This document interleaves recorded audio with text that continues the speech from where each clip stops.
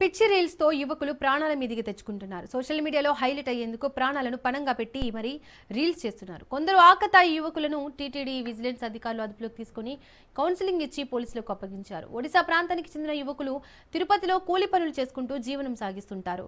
జీవకోన ప్రాంతం నుంచి అటవీ మార్గంలో ప్రమాదకరమైన కొండ ప్రాంతంలో వీడియోలు, ఫోటోలు తీసుకుంటున్న వీరిని అదుపులోకి తీసుకుని అలిపిరి ఏవీఎస్ఓ రమేష్ కృష్ణ కౌన్సిలింగ్ ఇచ్చారు.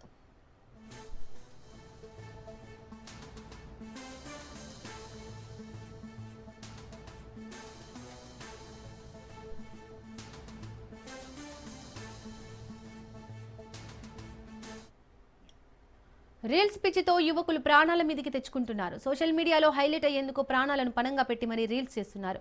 కొందరు ఆకతాయి యువకులను టీటీడీ విజిలెన్స్ అధికారులు అదుపులోకి తీసుకుని కౌన్సిలింగ్ ఇచ్చి పోలీసులకు అప్పగించారు. ఒడిశా ప్రాంతానికి చెందిన యువకులు తిరుపతిలో కూలి పనులు చేసుకుంటూ జీవనం సాగిస్తుంటారు. జీవకోన ప్రాంతం నుంచి అటవీ మార్గంలో ప్రమాదకరమైన కొండ ప్రాంతంలో వీడియోలు, ఫోటోలు తీసుకుంటున్న వీరిని అదుపులోకి తీసుకుని అలిపిరి ఏవీఎస్ఓ రమేష్ కృష్ణ కౌన్సిలింగ్ ఇచ్చారు. మరింత సమాచారం మా ప్రతినిధి సురేష్ అందిస్తారు. సురేష్.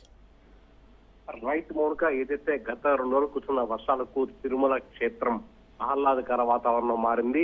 మాలవాడి గుండం సమీపంలో జలదారులు కొనసాగుతున్నంలో కొందరు యువకులు కూలి పని చేసుకున్న యువకులు దేవకోణం నుంచి అటవీ మార్గంలో మాలవాడి గుండం కపిలతీర్థ ఆలయం పైన కార్తీక దీపం రోజు దీపం పెట్టే స్థానానికి చేరుకున్నారు. అక్కడి నుంచి రీల్స్, వీడియోలు, దృశ్యాలను అక్కడ స్థానిక వాహనదారులు విజిలెన్స్ అధికారులకు సమాచారం అందించారు. వెంటనే వారు అక్కడ అదుపులో తీసుకున్నారు.